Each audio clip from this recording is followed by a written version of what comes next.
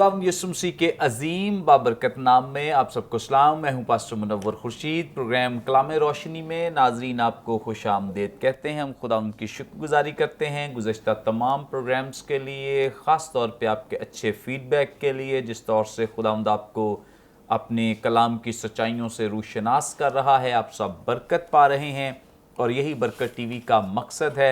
इस प्रोग्राम का भी ये मकसद है कि आप खुदा के कलाम की सच्चाइयों को जानें और सीखें ताकि इसके मुताबिक हम सब ज़िंदगी बसर कर सकें। नाज़रीन, आज तीसरे सीज़न का ये 43वां प्रोग्राम है जिसमें हम खुदा के कलाम को जानेंगे, सीखेंगे। और आज इस प्रोग्राम में जिन खुदाम ने हमें ज्वाइन किया है, मुख्तसरन तारुफ आपके साथ इनका करवाते चलें। हमें ज्वाइन किया है रेवरेंड दानिशमंद वास्ती साहब ने। Thank you so much sir. Welcome. Scripture union के साथ 22 साल तक मुंसलिक रहे हैं। खुदावंद की खिदमत बड़ी अनथक और बड़ी लगन के साथ करते रहे हैं। अब भी खुदावंद की खिदमत में ही मशगूल हैं और इसी तौर से हमें ज्वाइन किया है लाहौर प्रेस्बिटरी के मॉडरेटर रेवरेंड रूबन कमर साहब ने। Thank you so much sir. बहुत शुक्रिया सर। नाज़रीन, खुदावंद के कलाम की तिलावत करने से पहले हम दुआ करेंगे ताकि खुदावंद हमारी रहनुमाई करें, मदद करें। और इस दुआ में हमारी रहनुमाई रेवरेंड रूबन कमर साहब करेंगे। खुदा कद्दूस, हमारे ज़िंदा अज़ली और अब्दी खुदा, हमारा ईमान है कि तू ज़िंदा है, हर जगह मौजूद है, तू हमारे साथ है। और जितने लोग इस प्रोग्राम को देख रहे हैं उनकी भी रहनुमाई के लिए उनके साथ मौजूद है। खुदावंद, हम तेरे पाक रूह के ताबे अपने आप को करते हैं, क्योंकि खुदा पाक रूह तू ही हमारी रहनुमाई करता है ताकि हम कलाम के भेदों को समझ भी सकें, कलाम के भेदों को बयान भी कर सकें। इसलिए खुदावंद, हम अपने ऊपर भी और तमाम देखने वालों के ऊपर भी पाक रूह की मदद मांगते हैं, ताकि पाक रूह की रहनुमाई और मदद के वसीले से, आज के इस प्रोग्राम के वसीले से हम भी और देखने वाले भी बरकत पाएँ। खुदावंद, बरकत टीवी की सारी इंतज़ामिया के लिए तेरा शुक्र करते हैं। पास्टर सालिक साहब के लिए भी, उनके सारे घराने के लिए भी शुक्र करते हैं। कलाम रोशनी की तमाम टीम के अफराद के लिए, पास्टर मुनव्वर साहब के लिए भी शुक्र करते हैं, जो बड़े जज्बे के साथ, लगन के साथ तेरे कलाम की मुनादी के लिए और तेरे कलाम को सिखाने के लिए मेहनत करते हैं। खुदावंद, सभी को बरकत दे। ये प्रोग्राम हम में से हर एक के लिए बरकत का बायस हो और हर किस्म की रुकावटों से हम बचे रहें, ताकि हम ध्यान के साथ तेरे कलाम को समझ सकें। मसीह यीशु के नाम में मांग लेते हैं, आमीन। Thank you so much. नाज़रीन, कलाम मुक़द्दस में से अपनी रहनुमाई के लिए हम पढ़ेंगे नए अहदनामे में से मुक़द्दस लूका की मारिफत लिखी गई इंजील, इसका 6वां बाब और इसकी 6ठी आयत से 11वीं आयत तक कलाम मुक़द्दस में यूं मरकूम है। और यूं हुआ कि किसी और सब्त को वो इबादत खाने में दाखिल होकर तालीम देने लगा, और वहाँ एक आदमी था जिसका दाहिना हाथ सूख गया था। और फ़कीह और फरीसी उसकी ताक में थे कि आया सब्त के दिन अच्छा करता है या नहीं, ताकि उस पर इल्ज़ाम लगाने का मौका पाएं। मगर उसको उनके ख्याल मालूम थे। बस उसने उस आदमी से जिसका हाथ सूखा था कहा, उठ और बीच में खड़ा हो। वो उठ खड़ा हुआ। यीशु ने उनसे कहा, मैं तुमसे ये पूछता हूं कि आया सब्त के दिन नेकी करना रवा है या बदी करना, जान बचाना या हलाक करना? और उन सब पर नजर करके उससे कहा, अपना हाथ बढ़ा। उसने बढ़ाया और उसका हाथ दुरुस्त हो गया। वो आपे से बाहर होकर एक दूसरे से कहने लगे कि हम यीशु के साथ क्या करें। कलाम मुक़द्दस के पढ़े सुन जाने पे खुदा उनकी बरकत हो, आमीन। नाज़रीन, जिस तौर से गुज़श्ता एपिसोड्स में भी हम खुदावंद के कलाम को ख़ास तौर पे सब्त के तनाजुर में देख रहे हैं, जो यहूदियों ने ख़ास तौर पे इस हुक्म को भी बिगाड़ दिया है अपनी रवायात की वजह से और अपने इंसानी अहकाम की वजह से और अपने इंसानी और जिस्मानी कामों की वजह से। खुदावंद यीशु मसीह सब्त को वही मकाम दे रहे हैं और वही तालीम दे रहे हैं जो इब्तदा में दी गई थी। न सिर्फ सब्त के ताल्लुक से खुदावंद यीशु मसीह की तालीम ऐसी है, बल्कि पूरी शरीयत के ताल्लुक से जो तालीम जिंदा खुदा ने मर्द खुदा बुजुर्ग मूसा की मारिफत दी थी, उसी कलाम को खुदावंद यीशु मसीह उसी जगह पर ले जाना चाहते हैं कि जो उस कलाम की असल रूह है वो लोगों तक पहुंच सके जिससे यहूदियों ने लोगों को महरूम कर दिया था। आज हम आगे बढ़ेंगे, जानेंगे और ज़्यादा कि यहूदियों ने सब्बत के ताल्लुक से और क्या क्या बिगाड़ पैदा कर दिए थे। सबसे पहले तो हम जानेंगे दानिशमंद वास्ती साहब से। सर, आप हमारी रहनुमाई फरमाएं, खुदावंद यीशु मसीह के ताल्लुक से यहाँ पे लिखा है कि किसी और सब्बत को वो इबादत खाने में दाखिल होकर तालीम देने लगा। इससे पहले भी अगर हम गुज़श्ता अब्वाब में भी देखें, खुदावंद यीशु मसीह अपने दस्तूर के मुआफिक इबादत खाने में गए हैं। इसके अलावा भी बहुत सारे हवाला जात हमें ऐसे मिल जाते हैं। खुदावंद यीशु मसीह सब्बत के रोज़ जाकर तालीम देते, सिखाते हैं। तो इस ताल्लुक से हमारी रहनुमाई करें कि सब्बत के साथ ये तालीम क्यों जुड़ी हुई है। खुदावंद यीशु मसीह की क्या आदत थी, क्या बचपन से उन्हें ये सिखाया गया था, या बतौर वो एक नबी होते हुए भी और एक खुदा होते हुए भी जाकर लोगों को ये तालीम दे रहे, सिखा रहे, इसके पीछे क्या लॉजिक, क्या वजह हो सकती है? बहुत शुक्रिया पाजी साहब। पहली बात तो ये है कि जब हम इस हवाले को देखते हैं तो यके बाद दीगरे हम ये देखते हैं कि पहला हिस्सा भी सब्बत के ताल्लुक से ही है, और सब्बत के ताल्लुक से उसके एहतराम के ताल्लुक से बात जो है ना वो पिछली 5 आयत में छठे बाब की हमने पढ़ी हैं। और फिर मुकद्दस लूका जो हैं वो दोबारा सब्बत के ताल्लुक से ही एक और वाक़या यहाँ पे हमारे सामने लेकर आते हैं। जैसे आपने कहा कि खुदावंद यीशु मसीह हमें सब्बत के दिन तालीम देते हुए नज़र आते हैं, तो इससे हम क्या सीख सकते हैं? इस ताल्लुक से मैं पहली बात तो ये समझता हूँ, वो ये है कि जैसे आपने फरमाया कि जो पहला वाक़या हमें खुदावंद यीशु मसीह का सब्बत की तालीम के ताल्लुक से मिलता है लूका की इंजील में, वो चौथे बाब की 16वीं आयत है, और वहाँ पे लिखा है, और वो नासरत में आया। नासरत उसका अपना शहर था जहाँ उसने परवरिश पाई थी, और अपने दस्तूर के मुवाफिक सब्बत के दिन इबादत खाना में गया, और उसके बाद सारा जो अमल है वो किया गया। सो पहली बात तो ये है कि उसके दस्तूर के मुताबिक, यानी उसने असूल ये बना लिया था कि उसकी जो सब्बत की इबादत है वो मिस ना हो, उसकी सब्बत की इबादत मिस ना हो। और दूसरा हवाला इसी बाब में हमें मिलता है, और वो 21वीं आयत है चौथे बाब की। फिर लिखा है, फिर वो गलील के शहर कफरनहूम को गया और सब्बत के दिन उन्हें तालीम दे रहा था, यानी फिर सब्बत वाले दिन। और फिर दोनों जगह पे पहले हिस्से में भी हम देखते हैं कि उसने खुदा के पाक कलाम को जो पुराने अहदनामे में से था, जो पहला हवाला मैंने कोट किया 16वें चौथे बाब की 16वीं आयत से अगला हिस्सा जो है वो पढ़ा, यानी खुदा के कलाम को बयान किया, और यहाँ पे भी वो खुदा का कलाम सुना रहा है। इसी तरह से आज जो अभी इस वक्त हमने यहाँ पे हवाला हमारे सामने दिया गया है, वो छठे बाब की 6ठी आयत जब शुरू होती है तो लिखा है, और यूँ हुआ कि किसी और सब्बत को वो इबादत खाने में दाखिल होकर तालीम देने लगा।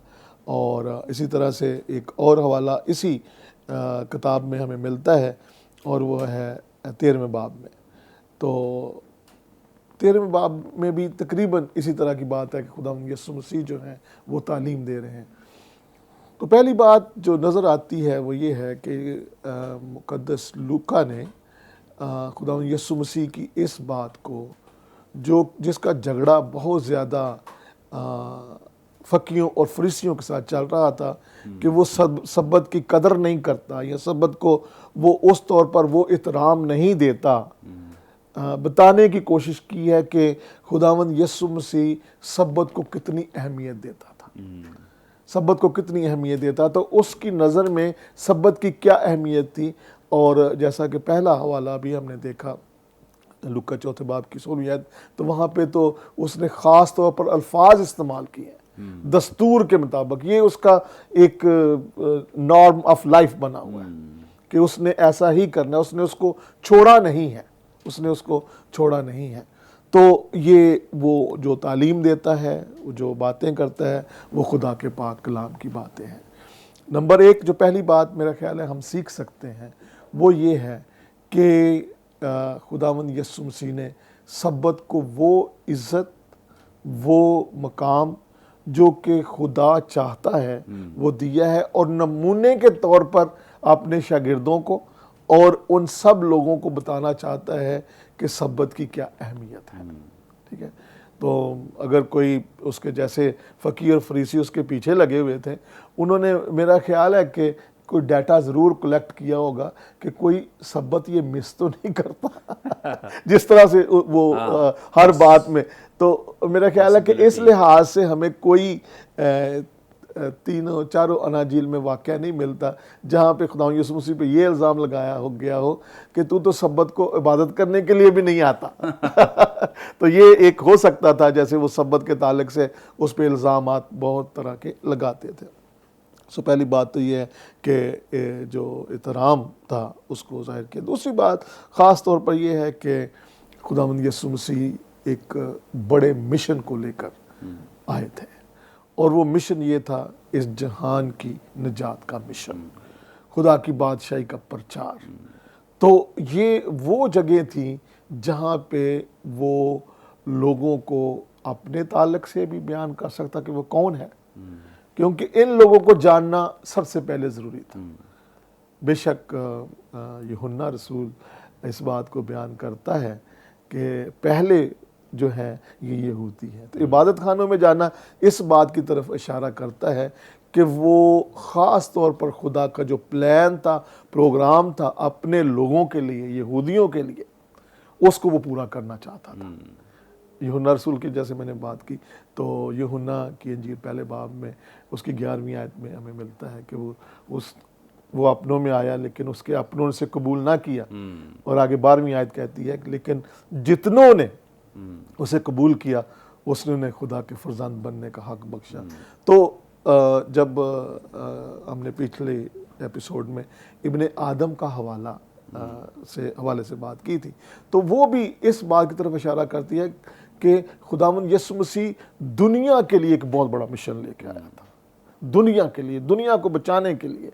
तो वो उस काम को अंत हक तौर पर, यानी बगैर किसी रुकावट के, थकावट के, उसको जारी रखता है। तो उसने दूसरी बात जो ख़ास तौर पर खुदावंद यीशु मसीह के ताल्लुक से हम देखते हैं, बेशक खुदावंद यीशु मसीह पे बहुत से इल्ज़ामात लग रहे हैं कि सब्बत को तो ये करता है, सब्बत को तो ये करता है, और इस हवाले में भी हमें एक ऐसा वाक़या मिलता है। लेकिन अगर हम यूहन्ना रसूल की अंजील को देखें तो खुदावंद यीशु मसीह ने एक ख़ास बात अपने ताल्लुक से बयान की कि वो ऐसा क्यों करता है, कि वो ऐसी खिदमत कर रहा है, ऐसे काम कर रहा है जिसमें लोगों को फ़ायदा हो, लोगों को बरकत मिले, लोगों को शिफा मिले, लोगों के लिए वो क्या कुछ कर रहा है।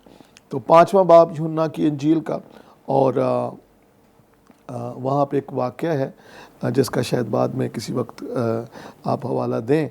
और यहाँ पे भी एक शख्स को जो कि 38 साल से बीमार है, उसको खुदावंद यीशु मसीह ने शिफा दी, लेकिन उससे पूछा जाता है कि तू चारपाई उठा के क्यों जा रहा है। तो आगे इस पूरा जब हम हवाले को 5वें बाब को पढ़ते हैं तो सारी बातें पता चलती है, लेकिन ख़ास बात जिसकी तरफ मैं इशारा करना चाहता हूँ वो ये है, उस आदमी ने, यानी जिसको खुदावंद यीशु मसीह ने शिफा दी थी, उस आदमी ने जाकर यहूदियों को खबर दी कि जिसने मुझे तंदुरुस्त किया वो यीशु है। इसलिए यहूदी यीशु को सताने लगे क्योंकि वो ऐसे काम सब्बत के दिन करता था। जो ख़ास मेरा पॉइंट था जिसकी वजह से मैंने ये हवाला चुना है, खुदावंद यीशु मसीह ने कहा, लेकिन यीशु ने उनसे कहा, मेरा बाप अब तक काम करता है, मैं भी काम करता हूँ। तो वो उस रिस्पॉन्सिबिलिटी को, उस काम को जो खुदावंद यीशु मसीह के सुपुर्द था, उसमें उसने कोताही नहीं की। तो मेरे बाप जिस तरह काम कर रहा है, मैं भी जिस मिशन के लिए मुझे भेजा गया है वो ये है। इबादत खाने का एहतराम वहाँ पे मौजूद है, खुदा के कलाम का प्रचार वहाँ पे मौजूद है, लोगों के लिए मोहब्बत वहाँ पे मौजूद है।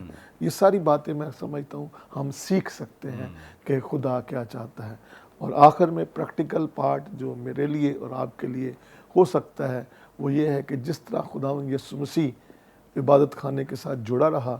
ہم بھی جو خدا نے ہمیں عبادت خانے دیے ہیں, ہمیں وہاں جانا چاہیے, عبادت کرنی چاہیے اور خدا کے پاک کلام کو سننا چاہیے. پریز گاڈ, تھینک یو سو مچ. اور یقیناً آج کئی لوگ ہیں جو اس بات کے تعلق سے, سبت کے تعلق سے آرام والی بات انہیں بڑی پسند ہے.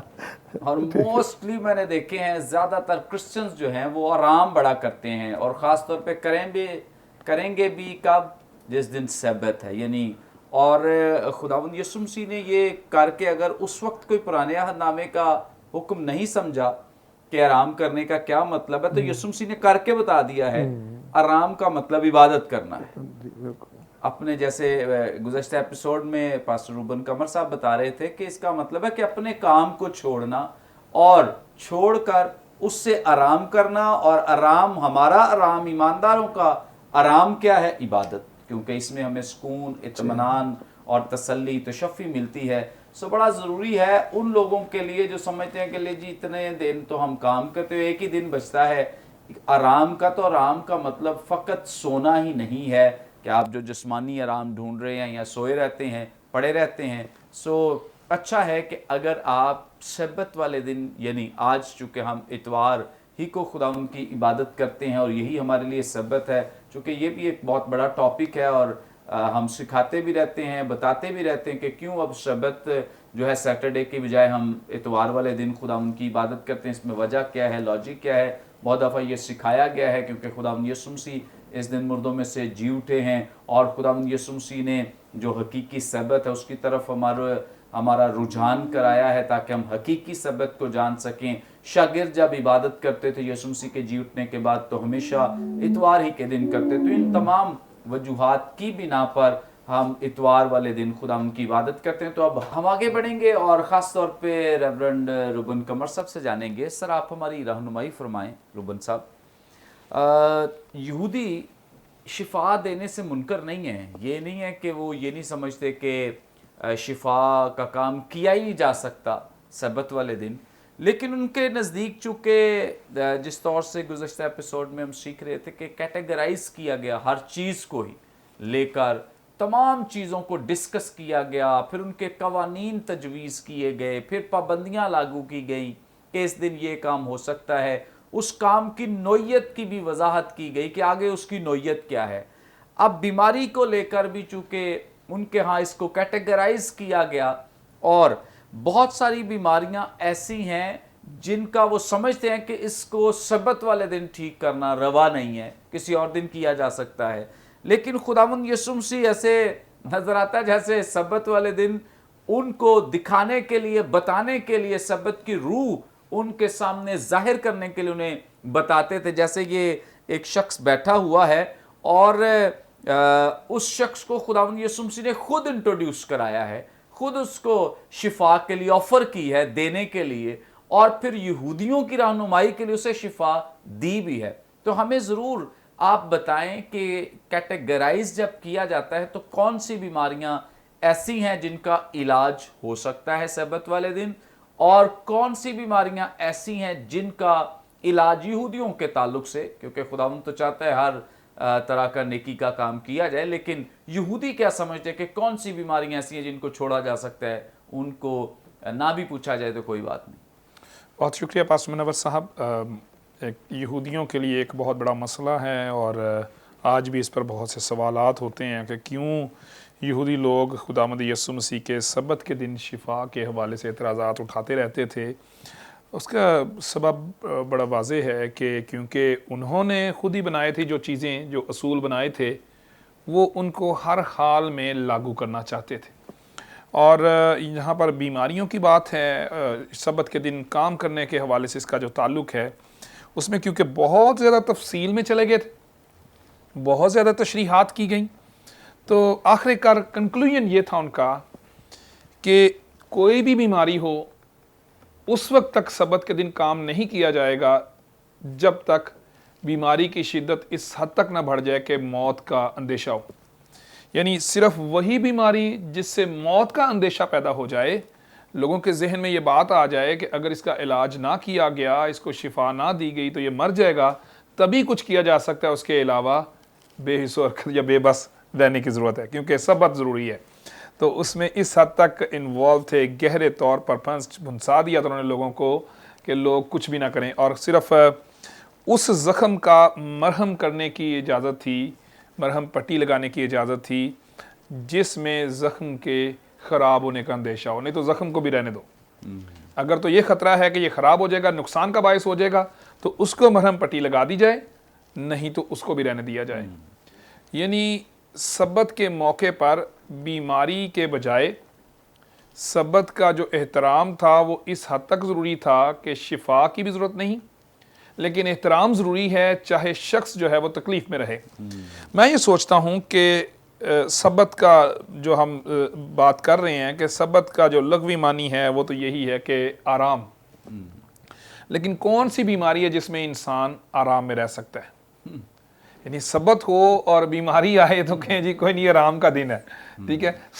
بیماری کبھی آرام نہیں دیتی, بے سکونی پیدا کرتی ہے, تکلیف پیدا کرتی ہے, بے چینی پیدا کرتی ہے. اور سبت جو آرام کا دن ہے اس کا خیال کرتے ہوئے اس بے چینی, بے سکونی اور تکلیف کو رہنے دیا جائے اور کہا جائے کہ آرام کا دن ہے. تو یہ دونوں متضاد باتیں ہیں, لیکن کیونکہ وہ اپنی روایات میں اس قدر مضبوط تھے اور اپنی بات کو منوانے کے لیے اس قدر سخت دل تھے کہ انہوں نے کہا کہ کچھ بھی نہیں ہو سکتا. اور خداوند یسوع مسیح نے جب ان سے سوال کر لیا, خاص طور پر یہ سوال بڑا اہم ہے کہ بھئی اب سبت کا دن ہے, وہ اسی طاق میں تھے کہ یہ کچھ کرے, شفا دے, اس کو اچھا کرے اور ہم الزام لگا دیں. تو خداوند یسوع مسیح نے سوال کیا ان سے, میں تم سے یہ پوچھتا ہوں, آیا سبت کے دن نیکی کرنا روا ہے یا بدی کرنا, جان بچانا یا ہلاک کرنا؟ مقدس مرکز کی انجیل میں جب اسی بات کو بیان کیا گیا ہے تو اس میں لکھا ہے کہ وہ خاموش ہو گئے, چپ رہے. پھر لکھا ہے کہ انہوں نے اس نے ان کی سخت دلی کے سبب غمگین ہو کر چاروں طرف ان پر غصے سے نظر کر کے اس آدمی سے کہا. یعنی جب ان کی یہ حالت دیکھی اس نے کہ یہ بیماری کو اور آرام کے دن کو کس طرح سے آپس میں جوڑ رہے ہیں کہ بندہ بیمار ہے لیکن وہ آرام حاصل کرے, حالانکہ آرام نہیں ہوتا, تو وہ غمگین ہوتے ہیں. ان کی سخت دلی, ان کی سخت دلی تھی کہ بیماری کو رہنے دینا ہے لیکن سبت کا خیال رکھنا ہے. خداوند یسوع مسیح کا کام, ابھی ہم پہلے بھی بات کر رہے تھے کہ جب حکم دیا گیا تو اس کا مقصد یہ تھا کہ اپنا کام نہیں کرنا, آرام کرنا ہے, لیکن خداوند کا کام کرنا ہے, اس پہ کوئی رکاوٹ نہیں. خدا کی شکر گزاری کرنا, خدا کا کام کرنا, خداوند کے لیے کرنا, خدا کے لوگوں کے لیے کرنا, اس میں سبت کا تقدس نہیں ٹوٹتا. اور خداوند یسوع مسیح مقدس لوکا کی انجیل کے 4 باب میں جب اپنے آنے کا مقصد بیان کرتے ہیں, ہیکل میں گئے اور انہیں صحیفہ پڑھنے کے لیے دیا گیا یسایہ کی کتاب میں سے, تو 4 باب میں جنہوں نے صحیفے کی تلاوت کی 16ویں آیت سے لے کر 20ویں آیت تک یہ واقعہ ہے, جس میں اس میں 18ویں آیت میں لکھتے ہیں, خداوند کا روح مجھ پر ہے اس لیے اس نے مجھے غریبوں کو خوشخبری دینے کے لیے مسح کیا, اس نے مجھے بھیجا کہ قیدیوں کو رہائی, اندھوں کو بینائی پانے کی خبر سناؤں, اور کچھ لیبوں کو آزاد کروں, خداوند کے سال مقبول کی منادی کروں. یعنی خداوند کا جو منصوبہ ہے یسوع کے اس دنیا میں آنے کا, اس میں ہیلنگ منسٹری جو ہے, شفا کا جو کام ہے, وہ اس کی خدمت کا حصہ ہے. سبت کا احترام خداوند یسوع مسیح نے اپنے ہر ایک کام میں کیا. اپنی پوری خدمت میں جو خداوند کے کام تھے, سبت پر خدا کے گھر میں جانا, ہیکل میں جانا, عبادت خانوں میں جانا, کلام سنانا, تعلیم دینا, وہ ذمہ داری اور اس کا احترام پورے طور پر کر رہا ہے, اس کو توڑ نہیں رہا, اس کو پورے طور پر وہ سر انجام دے رہا ہے, اور اصل روح کے ساتھ جو درست خدا کا حکم ہے اس کے مطابق سبت کا احترام وہ اپنی جگہ کر رہا ہے. لیکن دوسری طرف جو اس کی بگاڑ پیدا ہوا تھا اس کو بھی خداوند یسوع مسیح یہاں پر درست کر رہے ہیں کہ اس کا تو خدمت کا کام ہی شفا کا کام ہے, یہ خداوند کا کام ہے. اس لیے سبت کے موقع پر ہر بیماری کی شفا کے لیے خداوند یسوع مسیح نے کام کیا. اصول یہ تھا کہ جناب کوئی بھی بیماری ہو جب تک موت کا اندیشہ نہ ہو نہ کیا جائے, لیکن یسوع کے لیے ہر ایک تکلیف انسان کی اس کے لیے اپنی تکلیف بن جاتی. یعنی کسی شخص کو دکھ میں دیکھتا ہے, کسی شخص کو تکلیف میں, بیماری میں یسوع دیکھتے ہیں تو خود اس دکھ کو محسوس کرتے ہیں اور اس کے لیے پھر شفا کا کام کرتے ہیں. اور یسوع کے نزدیک جو شفا تھی وہی کسی شخص کی زندگی میں شفا آ جانا, کسی شخص کی رہائی کا کام ہو جانا, وہی حقیقی طور پر جو تھی وہ ان کے لیے آرام تھا, تاکہ ان کی زندگی میں آرام آئے.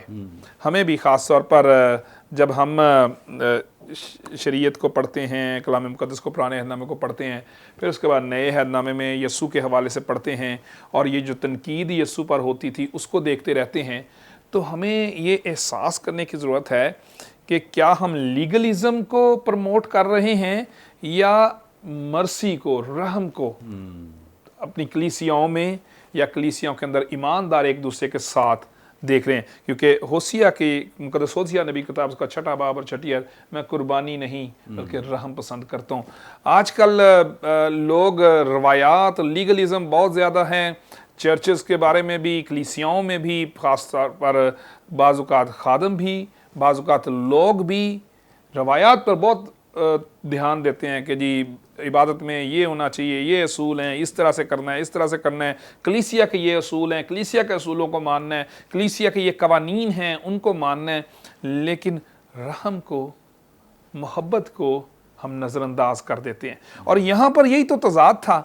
یہاں پر اس واقعے میں جو یسوع اشارہ کر رہے ہیں کہ بھئی تضاد یہ ہے کہ بیماریوں سے بھی آپ لوگ اعتراض کر رہے ہیں. ایک شخص کو 38 سال سے، ابھی پادری دانشمند واسی صاحب بھی ذکر کر رہے تھے کہ 38 سال سے بیمار ہے اور مدت سے پڑا ہوا ہے حوض کے، بیت حسدہ کا حوض جو ہے وہاں پر پڑا ہے کہ کوئی اس کو وہاں پر پھینک دے، پانی میں ڈال دے اور وہ شفا پا جائے. اس پہ اعتراض نہیں ہے کہ بڑی دیر سے بیمار ہے، اس پر کسی کو رحم نہیں آیا. لیکن جب وہ شفا پا کر چارپائی اٹھا رہا ہے تو لیگلزم آ گئی کہ بھئی قانون کو کیوں نہیں مانتے، چارپائی کیوں اٹھا لی تم نے، یہ کیوں کر لیا تم نے. پھر اس کے بعد یوحنا کے انجیل کے 9 باب میں جنم کے اندھے کا جو ذکر ہے، شفا دی ہے، جنم کے اندھے کو شفا دی ہے. اس کے والدین کے لیے، یہ اس کے لیے کتنا بڑا یہ معجزہ تھا، کتنا وہ خوش تھا. اس کو اگر ہم واقعے کو پڑھیں تو وہ بہت خوش ہے کہ مجھے شفا مل گئی ہے. لیکن مسئلہ کیا جی، اس نے مٹی سانی ہے، کام کر دیا اس نے. ان کا اعتراض یہ ہے کہ جی سبت کے دن مٹی سانی، اور حالانکہ کتنی مٹی اس نے سانی ہوگی. لیکن لیگلزم پروموٹ ہوتا ہے، آج بھی ہوتا ہے، تب بھی ہوتا تھا. اور خدا کا جو کام ہے، خدا کا جو منصوبہ ہے، محبت اور رحم، اس کو آج بھی نظر انداز کیا جا رہا ہے، تب بھی نظر انداز کیا جاتا تھا. تھینک یو سو مچ. اور خداوند یسوع مسیح کا ہمیشہ فوکس اس بات پہ رہا ہے اور آج بھی ہے کہ لوگ جو ہیں وہ ان لیگل جو چیزیں ہیں، جو قوانین ہیں، ان سے نکل کر رحم پسندی کی طرف آئیں اور خاص طور پر محبت اور پیار کو پروموٹ کریں تاکہ لوگ نجات کی طرف بڑھیں، نہ کہ قوانین کی طرف بڑھتے رہیں. یہودیوں نے قوانین کی پابندی تو شاید بہت حد تک کی، لیکن اصل میں وہ نجات سے دور رہ گئے اور خدا کی جو محبت ہے اس سے بہت دور چلے گئے. بہت ضروری ہے کہ ہم خداوند کی محبت میں بڑھیں. ناظرین، یہاں پہ وقت ہو ایک بریک کا، ہم لیں گے ایک شارٹ بریک. ہمارے ساتھ رہیے، دیکھتے رہیے پروگرام کلام روشنی.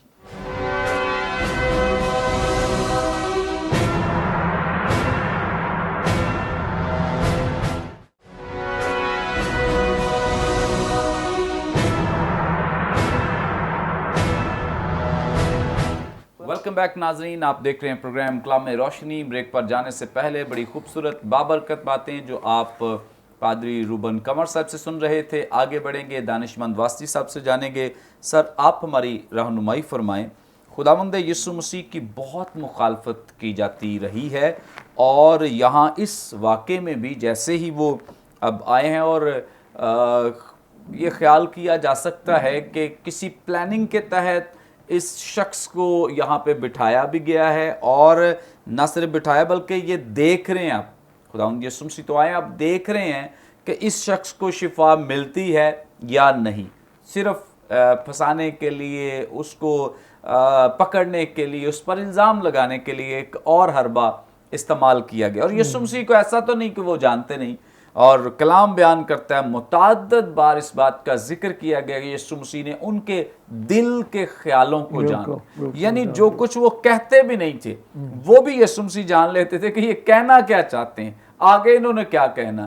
تو خداوند یسوع مسیح یہاں بھی جانتے ہیں کہ یہ لوگ، انہوں نے میرے لیے منصوبہ بنایا ہے، یہ کہیں گے کیا، کریں گے کیا. لیکن اس کے باوجود خداوند یسوع مسیح نے ان کی پرواہ نہ کرتے ہوئے خداوند یسوع مسیح نے وہ کر دیا ہے جس کی ضرورت ہے اور جس کے وسیلے سے ایک شخص رہا ہو سکتا ہے، نجات پا سکتا ہے. اس کی ذرا وضاحت کر دے جو خداوند یسوع مسیح نے ان سے ایک لحاظ سے سوال بھی کیا ہے کہ نیکی کرنا روا ہے یا بدی کرنا، جان بچانا یا ہلاک کرنا؟ پچھلی ایپیسوڈ میں بھی ہم نے دیکھا کہ جو فقی اور فریسی ہیں وہ خداوند یسوع مسیح پہ بہت سے سوالات اس تعلق سے کرتے ہیں، جس میں خصوصی طور پر ان کا ایک الزام ہے کہ خداوند یسوع مسیح وہ کام کرتے ہیں جو کہ سبت کو کرنا روا نہیں ہے۔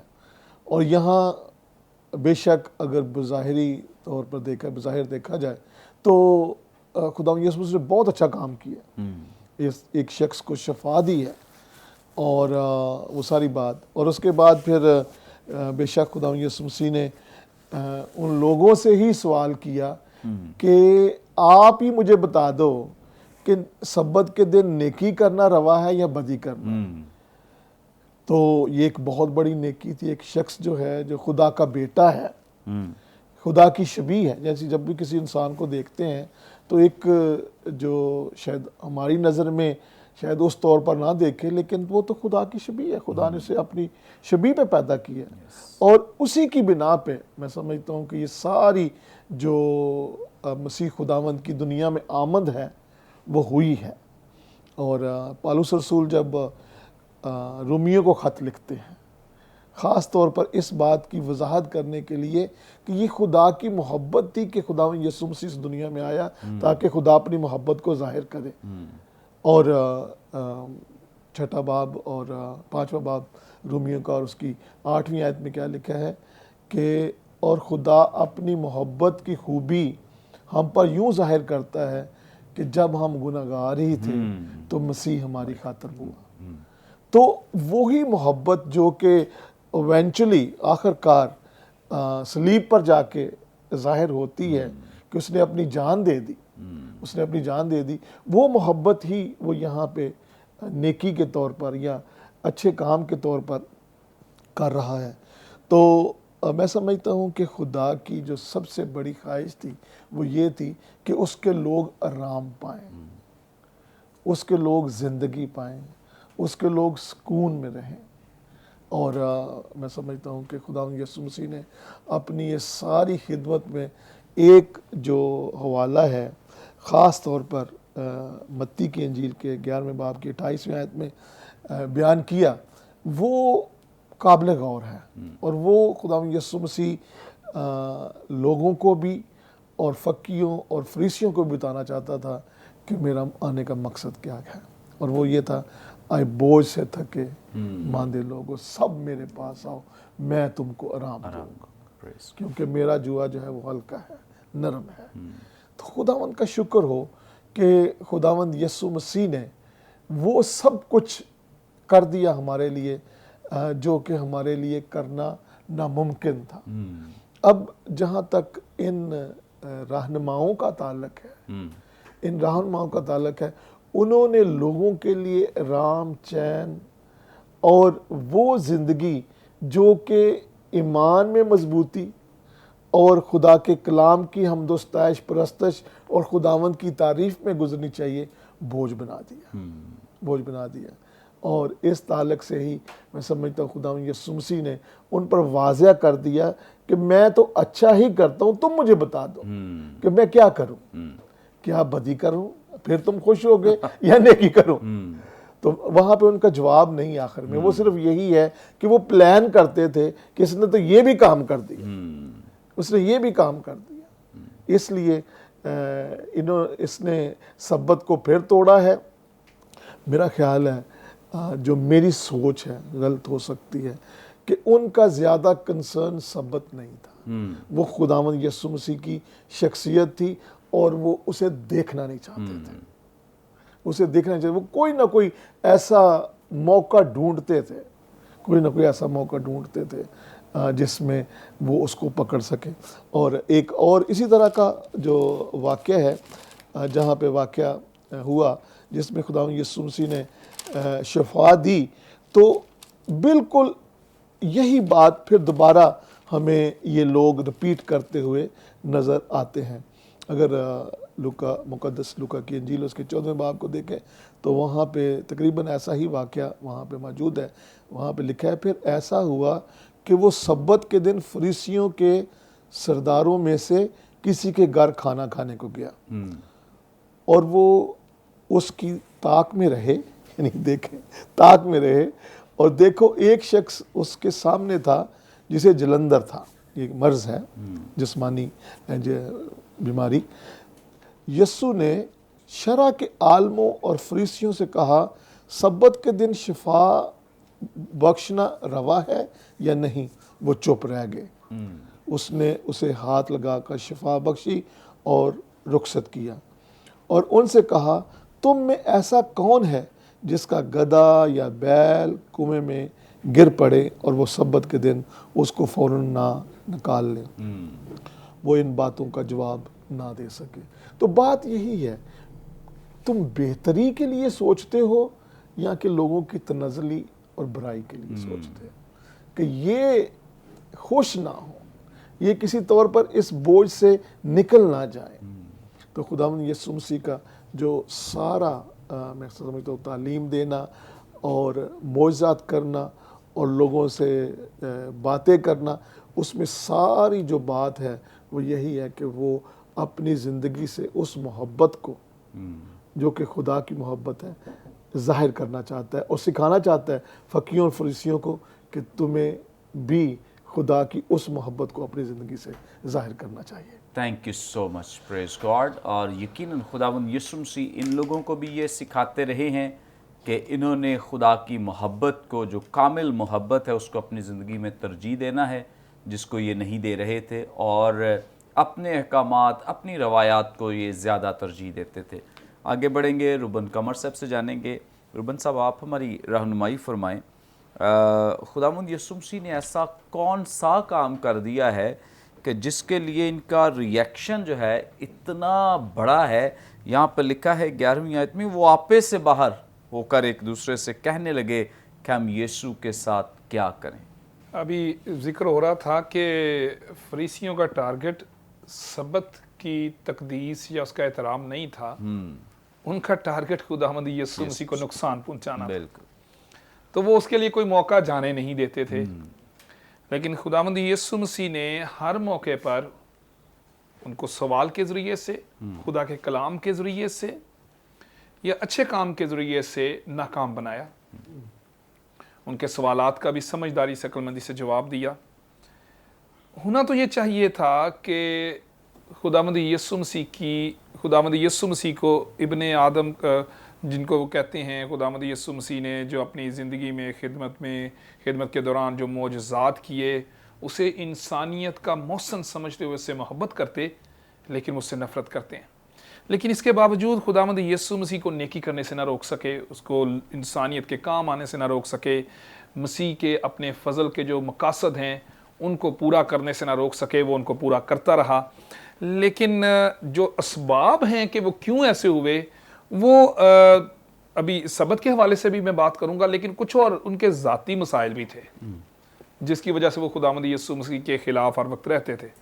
एक तो मसला ये था ज़ाती अना का मसला, क्योंकि फरीसी जो थे वो अपने आप को बहुत पाकीज़ा लोग, शरीयत के मानने वाले लोग समझते थे, और लोग भी उनकी बड़ी इज़्ज़त और एहतराम करते थे, लोग भी उनकी बड़ी कदर करते थे, कदर की निगाह से देखे जाते थे कि ये पाकीज़ा लोग हैं, अलग किए हुए लोग हैं और बड़े अच्छे लोग हैं, शरीयत पर अमल करके लोगों को दिखाते थे।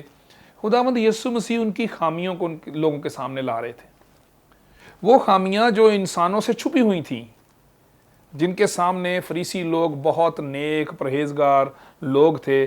जब उनकी खामियां लोगों के सामने आ रही हैं, उनकी नीयत लोगों के सामने आ रही है, तो एक ज़ाती अना का मसला, जहान उसका पैरो हो चला। वो बहुत इसको उन्होंने बड़ा ज़ाती तौर पर लिया कि ये लोग जो हमारे पैरोकार थे वो अभी यीशु के पैरोकार हो रहे हैं।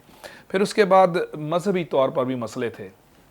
मजहबी तौर पर ख़ास तौर पर लोग शरीयत का फरीसी लोग मुताला करते थे, फिर उनको लोगों के सामने पेश करते थे, लोगों के सामने तशरीह करते थे। यीशु मसीह ने उनका जवाब इस तरह से दिया। मुक़द्दस मत्ती की इंजील का 16वां बाब और उसकी 6ठी आयत में लिखा है, फरीसियों और सदूकियों के खमीर से होशियार रहना। यानी उनकी जो झूठी तालीम है, یا ان کی غلط تعلیم جو ہے، شاگردوں کو یسوع نے کہا کہ ان سے ہوشیار رہنا، کہ جو غلط تعلیم وہ دے رہے ہیں، وہ اپنے آپ کو عالم کہتے ہیں، لوگ بھی ان کو اسکالر سمجھتے ہیں، لیکن اور لوگ انہیں مذہبی طور پر تشریح کرنے والا شریعت کا سمجھتے ہیں، لیکن یسوع کہہ رہا ہے کہ ان سے ہوشیار رہنا، ان کی تعلیم جو ہے وہ غلط ہے۔ اگر ہم اسی طرح سے دیکھیں مقدس متی کی انجیل میں خداوند یسوع مسیح نے ان کے بارے میں کیا کہا۔ مقدس متی کی انجیل اس کے 15ویں باب میں خداوند یسوع مسیح نے فریسیوں اور فقیہوں کو ایک بات میں جب انہوں نے اعتراض کر دیا کہ جی ہاتھ نہیں دھوتے تمہارے شاگرد جو ہیں، تو یسوع نے انہیں کہا کہ تم نے اپنی روایت سے خدا کے کلام کو باطل کر دیا۔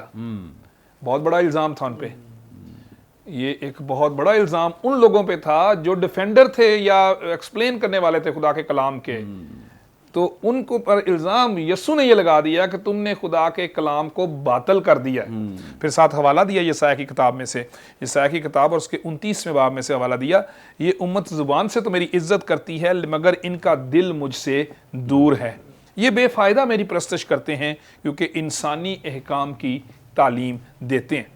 یہ مذہبی طور پر ان پر بہت بڑا الزام، جو یسوع پر وہ الزام لگاتے تھے وہ ان پر لگ گیا۔ یسوع نے یہ کہہ دیا کہ تم نے خدا کے کلام کو باطل کر دیا ہے، تم تو صرف دل سے میری عزت نہیں کرتے، زبان سے صرف کرتے ہو، تو دل سے تم مجھ سے دور ہو۔ پھر اس کے بعد اس کے علاوہ اور معاملہ سیاسی طور پر بھی پریشان تھے کہ یہ شخص جس طرح سے لوگ اس کے ساتھ چل رہے ہیں، سیاسی طور پر انہیں یہ ڈر تھا کہ اس طرح سے رومن گورنمنٹ جو ہے وہ ان پر اور یہودیوں پر، اسرائیلیوں پر مشکلات لائے گی، خوف زدہ تھے، اس کے مخالف تھے۔ یہ تو ساری باتیں اپنی جگہ ان کی ذاتی مسائل تھے۔ اس کے بعد جو ان کا مسئلہ تھا وہ یوحنا کی انجیل میں ہمیں نظر آ جاتا ہے، سبت کے حوالے سے بار بار وہ اس کو کہتے ہیں۔ یوحنا کی انجیل اور اس کا 5واں باب اور 9ویں باب میں، 9ویں باب میں تو صاف الزام یہ لگ گیا، 9ویں باب میں، یوحنا کی انجیل کے 9ویں باب میں ان پر الزام خداوند یسوع مسیح پر یہ لگا کہ یہ جو شخص ہے یہ سبت کو نہیں مانتا۔ انہوں نے کہا جب شفا مل گئی جنم کے اندھے کو، 9واں باب اور 16ویں آیت میں لکھا ہے، پس بعض فریسی کہنے لگے یہ آدمی خدا کی طرف سے نہیں کیونکہ سبت کے دن کو نہیں مانتا۔ اب انہوں نے یہ الزام لگا دیا کہ یہ سبت کو مانتا ہی نہیں، یعنی حالانکہ وہ سبت کو ہر چیز وہ پریکٹس کر رہا ہے، ہر وہ کام کر رہا ہے جو خدا کو پسند ہے، عبادت بھی کرتا ہے، کلام سناتا ہے، سارا کچھ کر رہا ہے، لیکن وہ کہتے ہیں یہ سبت کو مانتا ہی نہیں۔ اور اس لیے 5ویں باب میں ان کے 2 الزام تھے۔ اب واپس جب جاتے ہیں یوحنا کی انجیل کے 5ویں باب کی 18ویں آیت میں، اس سبب سے یہودی اور بھی زیادہ اسے قتل کرنے کی کوشش کرنے لگے کہ وہ نہ فقط سبت کا حکم توڑتا ہے بلکہ خدا کو خاص اپنا باپ کہہ کر اپنے آپ کو خدا کے برابر بناتا ہے۔ یہاں پر آپے سے باہر ہونا اور یسوع کو قتل کرنا ان کا منصوبہ تھا۔ جو آپ کا سوال ہے کہ وہ کیوں باہر ہوئے، آپے سے کیوں باہر ہوئے، اور وہ یسوع کے ساتھ کیا کرنا چاہتے تھے۔ آپے سے باہر ہونے کی وجوہات سامنے آ گئی کہ ذاتی انا ہے، حسد ہے، مذہبی مسائل ہیں کہ یسوع نے انہیں کہہ دیا کہ تم باطل کر رہے ہو خدا کے کلام کو۔ پھر اس کے بعد جو ایک اور بڑا مسئلہ ان کے لیے وہ یہ ہے کہ یہ سبت کو نہیں مانتا، یہ سبت کو توڑتا ہے۔ اصل میں تو وہ ان کی کئی باتوں کو توڑتا تھا یا رد کرتا تھا، لیکن وہ کہتے ہیں سبت کو توڑتا ہے۔ نفرت اس کے پیچھے ہے، حسد پیچھے ہے، انا ہے، اور وہ اس کو قتل کرنا چاہتے تھے۔ چھوٹا موٹا کام نہیں کرنا چاہتے تھے کہ صرف مخالفت ہی، وہ یسوع کو قتل کرنا چاہتے تھے۔ اور اس کے لیے خداوند یسوع مسیح نے دلیری کے ساتھ سارے کام کو جاری رکھا، نہ ان کے قتل کرنے کے منصوبوں سے ڈرے، نہ ان کے تنقید سے ڈرے جو ہر وقت اس کی طاق میں رہتے تھے کہ اسی طرح سے پھنسائیں، الزام لگائیں، لوگوں میں اس کو بے عزت کریں۔ لیکن خداوند یسوع مسیح نے دلیری کے ساتھ ان کا سامنا کیا اپنے منصوبے کی تکمیل کے لیے جس کے لیے وہ آئے تھے۔ اور یہی ہر ایک ایماندار کے لیے بڑا ضروری ہے، یہی خدا کے خادموں کے لیے بڑا ضروری ہے۔ لوگ تنقید کا نشانہ بنا سکتے ہیں، جب ہم اچھے کام کرتے ہیں تو لوگ مخالف ہوتے ہیں، جب ہم سچائی کی بات کرتے ہیں لوگ مخالف ہو سکتے ہیں۔ سچائی پر کھڑا ہونا، سچائی کا ساتھ دینا اور خدا کی مرضی کو پورا کرنا ایمانداروں کے لیے اور خدا کے خادموں کے لیے اولین ترجیح ہونی چاہیے۔ اس کے لیے مخالفت کا سامنا کرنے کے لیے بھی تیار ہونے کی ضرورت ہے۔ تھینک یو سو مچ۔ اور ایسا ہو نہیں سکتا کہ ہم خدا کا کام بھی کرنا چاہیں، خداوند یسوع مسیح کی پیروی بھی کرنا چاہیں اور مصیبتوں سے بھی گھبرائیں اور ہم سمجھیں کہ یہ زیادتی ہے۔ ایسا نہیں ہو سکتا، کیونکہ خدا کے کلام میں خاص طور پہ جو فالوورز ہیں مسیح کے ان کو پہلے ہی بتا دیا گیا ہے کہ اگر کوئی میرے پیچھے آنا چاہتا ہے تو وہ اپنی خودی کا انکار کرے اور اپنی صلیب اٹھائے اور صلیب اٹھانے کے لیے تیار ہو جائے۔ یہ کوئی پھولوں کی سیج نہیں ہے خداوند یسوع مسیح کی پیروی کرنا کہ بڑا کوئی آسان راستہ ہے۔ اگر ہم خداوند یسوع مسیح کی پیروی کرنا چاہتے ہیں تو جس طور سے خداوند یسوع مسیح نے یہ سکھایا ہے کہ جس طرح مجھے ان لوگوں نے زد و کوب کیا ہے، تکلیفیں دی، اسی طور سے تمہیں بھی یہ ستائیں گے اور ماریں گے اور عدالتوں میں ڈالیں گے اور تمہیں تنگ کیا جائے گا۔ سو خداوند یسوع مسیح کے ساتھ جو کچھ ہوا ہے وہ ایماندار بھی سہنے کے لیے تیار رہیں تاکہ ہمیشہ اپنے ایمان پر کھڑے رہیں۔ اگر آپ سمجھتے ہیں کہ صرف مسیحی زندگی یہی ہے کہ ہم مسیح کے پاس آئیں اور ہمارے ویزے لگ جائیں، ہم مسیح کے پاس آئیں ہمیں گاڑی مل جائے، ہمیں مسیح کو قبول کریں گے تو ہمیں بہت سارے پیسے مل جائیں گے، تو مسیح کے کلام میں ایسا کوئی بھی وعدہ جو لالچ سے جڑا ہوا ہے وہ نہیں ہے۔ ہاں خداوند ایسا کر سکتا ہے، پاسبلٹی بھی ہے، خداوند آپ کو بلیس کر سکتا ہے، دنیوی طور پہ بھی برکت دے سکتا ہے، لیکن خداوند کے کلام کا جو مقصد ہے، خداوند یسوع مسیح کی تعلیمات کا مقصد ایسا نہیں ہے کہ آپ کو لالچی بنا دیا جائے یا آپ کے اندر ہوس کو پیدا کیا جائے، بلکہ اس کلام کا مقصد یہ ہے کہ دنیا کی محبت کو آپ سے دور کر کے مسیح کی محبت جو حقیقی اور اگاپے محبت ہے اس کو فروغ مل سکے۔ Thank you so much sir, thank you sir, بہت آپ کا شکریہ بہت پاسٹر شکریہ منور جی، صاحب۔ بہت گاڈ شکریہ۔ Bless you.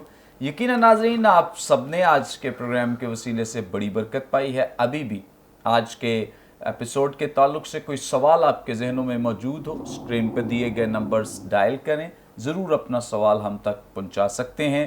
کوئی دعائیہ درخواست ہو ضرور دے سکتے ہیں، کوئی ٹیسٹیمنی شیئر کرنا چاہیں ضرور کر سکتے ہیں۔ ہمارے تمام یہ پروگرامز یوٹیوب پہ بھی دیکھے جا سکتے ہیں۔